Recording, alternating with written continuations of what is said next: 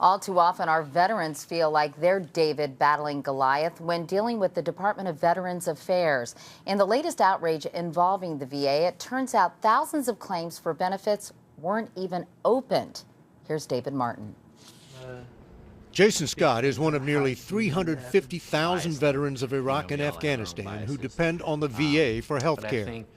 When we met him 3 years ago, he was already worrying about what would happen after he was discharged from the Army. What about being in that huge VA system? Yeah, getting lost in the VA system is definitely a concern. Lost like those 16,000 pieces of unopened mail found in the VA's Detroit office, or 132 documents which belonged in veterans' claim files, ending up in the shred bins at 4 regional offices. It's unacceptable to have them lost, have dates changed, have them shredded.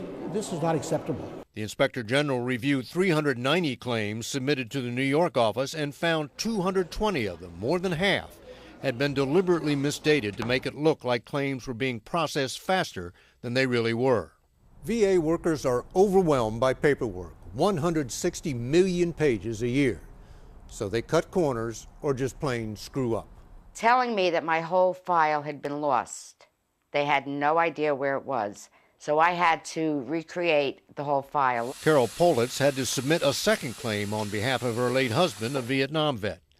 She was assured this time it would be handled expeditiously.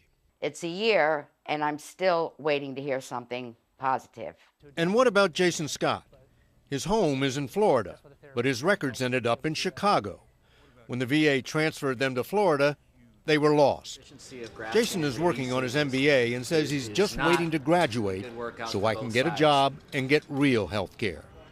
David Martin, CBS News, The Pentagon.